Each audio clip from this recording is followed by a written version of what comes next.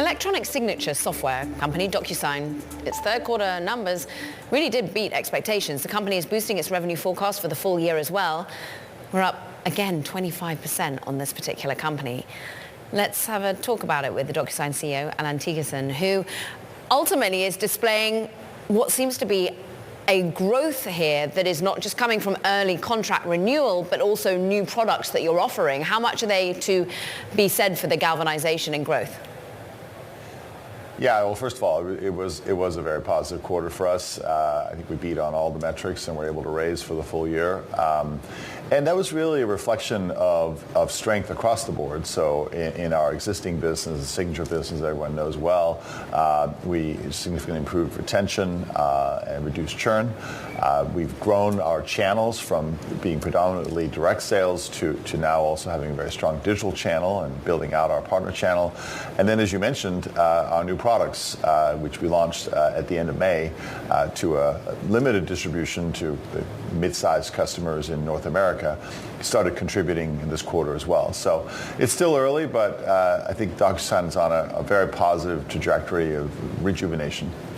Rejuvenation. Let's talk about that, because the acceleration in billings are basically coming from a very depressed level.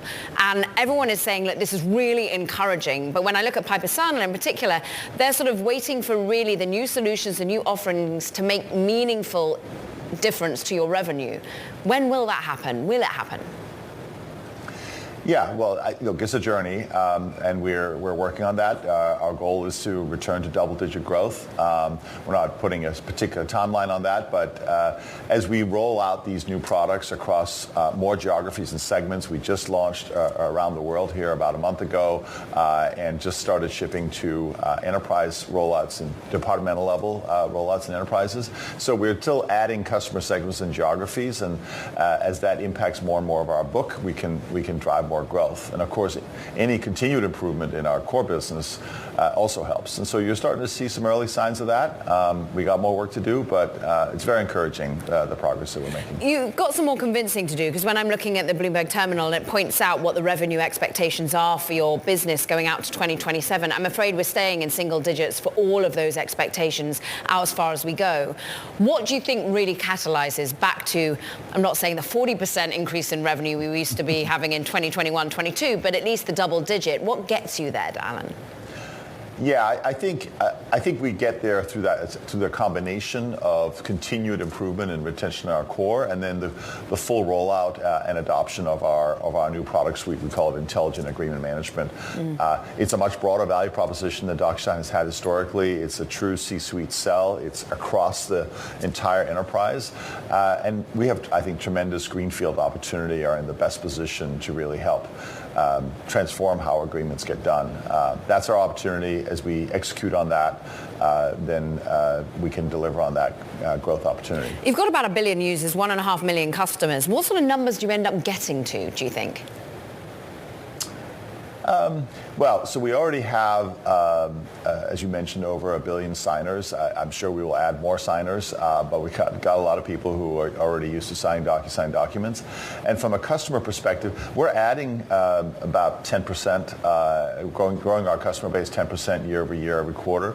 But those tend to be smaller customers. We are already present in most large companies in the world. I believe over 85% of the Fortune 500 are already Docusign customers. So our opportunity is more adding breadth, basically cross-selling and upselling our new broader solutions into clients that are already generally happy customers of Docusign. So that's a fantastic starting point. And where's the competition for you? Who do you pit yourself most often up against? Yeah, historically we've had some competition in the electronic signature space. We're by far the market leader, I think the preferred branded solution, but we have some lower price competition there. I think increasingly as we move into this broader agreement management space, those competitive dynamics change. And as I mentioned, we believe that's mostly open field running, and we're the first to, I think, articulate this broader vision and execute on it. So if we can keep that going, I think we're in a very good position competitively. And just give us a bird's eye perspective. When you're in 180 countries, where is growing most geographically? How resilient does the US look when we're entering a new administration? Yeah.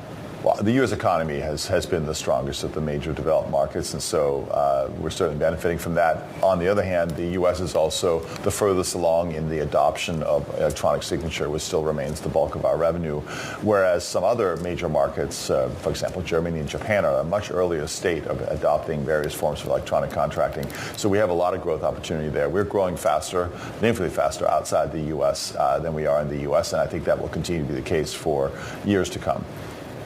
Docusign CEO Allan Thygesen, it's great having some time with you. Congratulations on the share pop on the numbers.